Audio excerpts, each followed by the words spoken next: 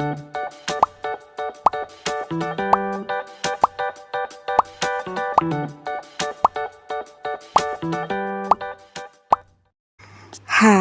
Assalamualaikum. Selamat datang di Nawasana Channel. Hari ini saya akan melanjutkan membacakan novel yang berjudul Terpaksa Menikahi Bad Boy, bab 108. Jangan lupa di like, komen, dan subscribe ya. Selamat menikmati. Bapak nggak pernah cerita secara spesifik, tapi dia selalu bilang kalau aku adalah anak yatim piatu sejak aku berumur 1 bulan. Bapak bilang, kelahiranku adalah kelahiran yang sangat dinantikan oleh orang tuaku. Itu saja.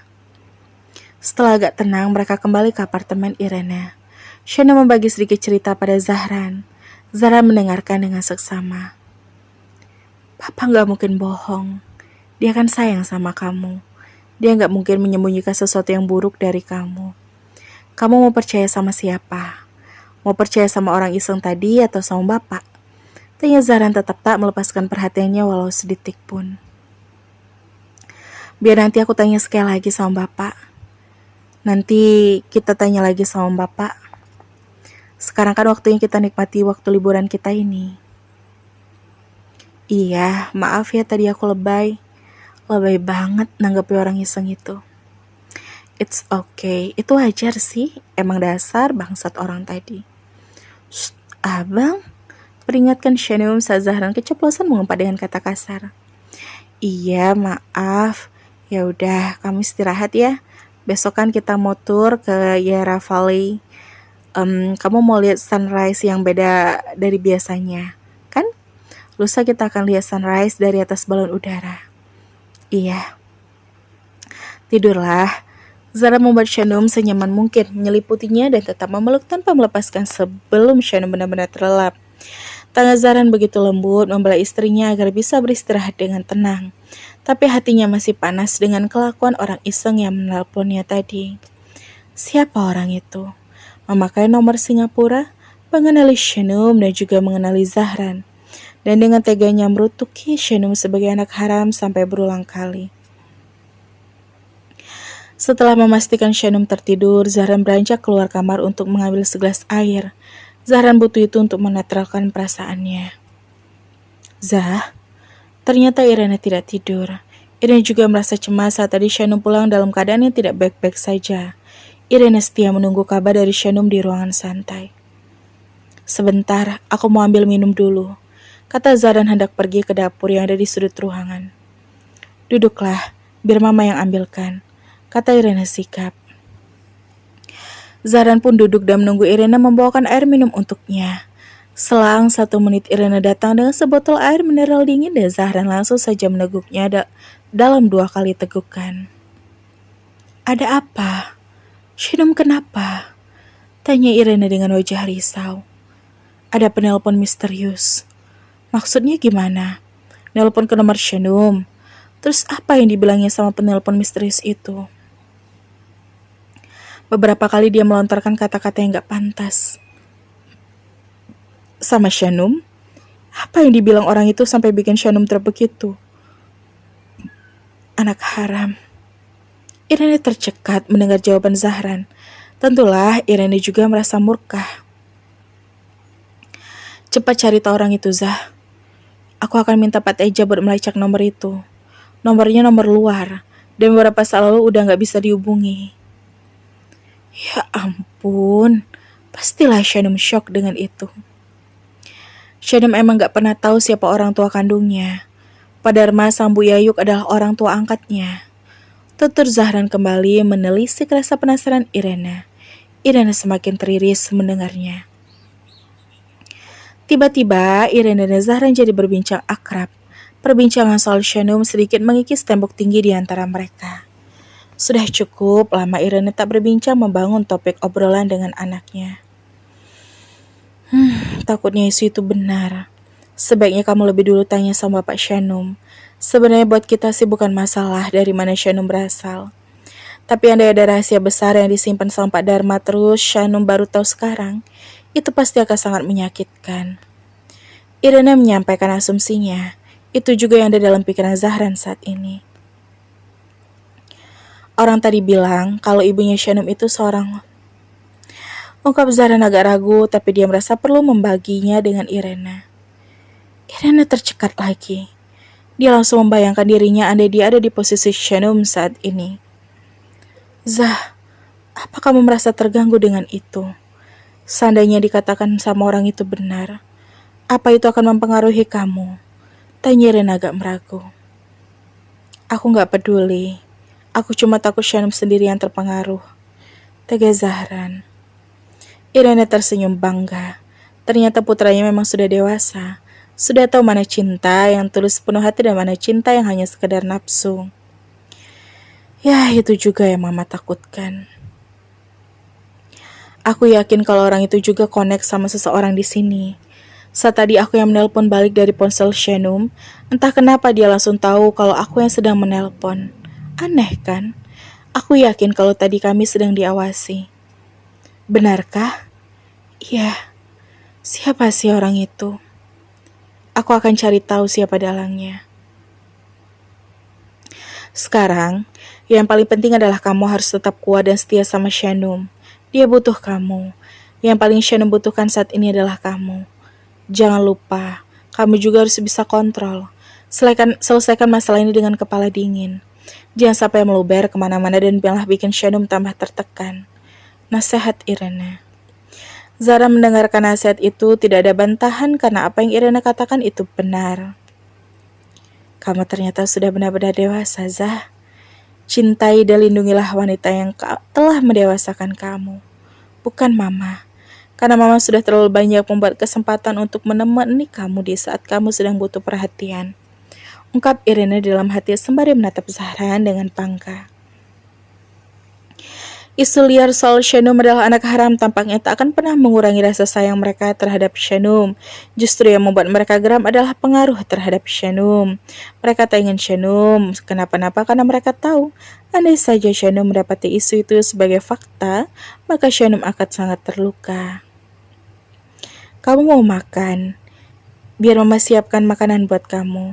Tanya Irena. Enggak. Ya udah, sebaiknya kamu ke kamar lagi. Jangan tinggalin Shanum sendirian lama-lama. Dia butuh kamu. Iya. Zara menurut dan kembali ke dalam kamar untuk memastikan istrinya tidur dengan lelap tanpa pengaruh oleh apapun. Irena menatap kepergian Zahran. Tapi saat ini dia seperti sedang melihat sosok Zahran saat masih berlarian sebagai anak balita yang nakal. Putranya tumbuh begitu cepat, dan Irena merasa bangga karena Zahran sudah menjadi seorang pria sejati yang penuh dengan rasa tanggung jawab. Oh iya, Zah merasa diawasi siapa ya, yang kira-kira melakukan ini semua. Gumam Irena dan dia mencoba menyelidiki siapa yang paling mungkin melakukan pengawasan terhadap Zahran dan Shanum. Andre? Duga Irena. Irena malah langsung curiga pada mantan berondongnya. Tapi jika itu benar, kenapa itu mengarah pada Shanum? Zahran mengabarkan soal nomor misterius itu pada Teja dan Teja meneruskan kabar itu pada Ilham. Mendengar penjelasan Teja, Ilham langsung ingat soal informasi tentang Shanum di awal dia mengenal sosok Shanum. Ilham sudah tahu lebih dulu kalau Shanum memang anak pelacur. Hanya saja Ilham tak pernah lagi mengorek itu karena sudah terjerat dengan kehangatan dan kelembutan yang Shanum pancarkan. Panggil Hamdan kemari. Perintah Ilham pada Teja. Hamdan adalah staf yang merangkap sebagai informan Ilham Prayoga. Baik Pak. Teja beranjak keluar ruangan untuk melaksanakan perintah dari Ilham. Harusnya aku tak peduli lagi. Dari rahim siapapun menantuku dilahirkan. Tapi kenapa aku takut kalau menantuku kenapa-napa saat dia tahu kenyataan ini? Gumam Ilham. Ternyata kekhawatiran Ilham sama seperti kekhawatiran Zahran dan Irena. Selang beberapa menit, Teja kembali dengan Hamdan. Keduanya menghadap dengan sikap hormat mereka. Hamdan, beberapa bulan lalu saya pernah memintamu untuk mencari informasi tentang istrinya Zah, kata Ilham. Iya Pak, saya masih ingat. Dari mana kamu dapat informasi itu? Dari sumber yang tak mau disebutkan namanya. Siapa? Desak Ilham. Seorang warga di sekitar rumah orang tua Shanum, Pak. Orang itu mau menjual informasi tentang masa lalu menantu Anda dengan syarat merahasiakan identitas. Dia bilang info yang dibagikannya itu sangat sensitif, karena yang bersangkutan atau Shanum pribadi tak mengetahui soal informasi itu. Jelaskan Hamdan. Ilham merasakan ketakutan itu lagi. Ternyata Shanum memang tak mengetahui asal-usul itu. Sudah pasti Shanum maka sangat terpukul. Ada faktanya akan terungkap di usia yang telah menginjak 20 tahun. Rahasia kelam yang sudah disimpan selama 20 tahun pasti akan sangat mempengaruhi menantu kesayangannya. Pak, maaf, saya mau usul, kata Teja dengan sangat hati-hati. Silahkan, kata Ilham dan dia jadi berpikir keras. Sebaiknya Pak Ilham temui saja orang tua angkat dan Shanum. Siapa tahu mereka mau membagi kisah yang sebenarnya dengan Anda. Dengan begitu, kita semua bisa sama-sama memikirkan cara yang tepat untuk mengantisipasi lonjakan emosi non Shanum agar tak sampai mempengaruhi kehamilannya. Ilham rasa usulan Teja sangat tepat dan masuk akal. Nyatanya Shanum orang sayang, nyatanya semua orang sayang pada Shanum. Semua orang peduli pada Shanum. Baiklah, antar saya ke rumah Pak Dharma, pinta Ilham pada Teja. Baik, Pak. Setiap kali ada masalah, maka nafsu makan Shanum akan hilang. Walau dia coba menepis rasa curiga di dalam hatinya, tetap saja Shanum terus kepikiran. Kata-kata anak haram itu benar-benar terngiang di dalam benaknya. Ayo dong makan, Num. Pucuk Irena padahal dia sudah menyajikan makanan banyak hidangan di meja makan untuk menantunya. Bahkan, Abah gak pernah dimasaki segini banyak sama Mama, kata Zahran mencoba memancing. Nah iya, Mama kan gak pernah masaki kayak gini buat Papa Ilham atau Mbak Zah. Pagi ini Mama bikin yang spesial buat menantu sama calon cucu Mama. Shanu malah tersenyum melihat Irena dan Zahran kompak membujuknya agar mau makan. Atau kamu makan di resto Mama? Belum buka sih. Tapi kalau kamu mau, Mama bisa suruh para pegawai sama koki Mama buat masuk sekarang juga, biar bisa bikinin sarapan super spesial buat kamu. Segala cara Irena lakukan. Enggak mah, makasih banyak. Setelah makan segigit pavlova semalam, kamu belum makan apa-apa lagi kan? Desak Zahran, Shanum hanya mengangguk pelan. Ya ampun, kebayang gak sih kalau jadiin kamu lagi kelaparan sekarang sayang? Kata Irena. Shanum merasa bersalah. Dia merasa telah mengabaikan kasih sayang penuh tercurah pada Irena dan Zahran. Biang keroknya karena penelpon misterius malam. Iya, sekarang aku mau makan. Shanum pun mengalah dan melawan keresahan hatinya. Nah, gitu dong. Irena langsung menyiapkan piring untuk Shanum. Maafkan aku yang cengeng dan mudah terpengaruh. Maafkan aku, Mah, Bang. Aku sampai lupa kalau kalian sangat peduli sama aku. Aku kira orang yang semalam itu emang orang iseng. Ya, orang iseng yang sebaiknya aku gak perlu menanggapi itu secara serius.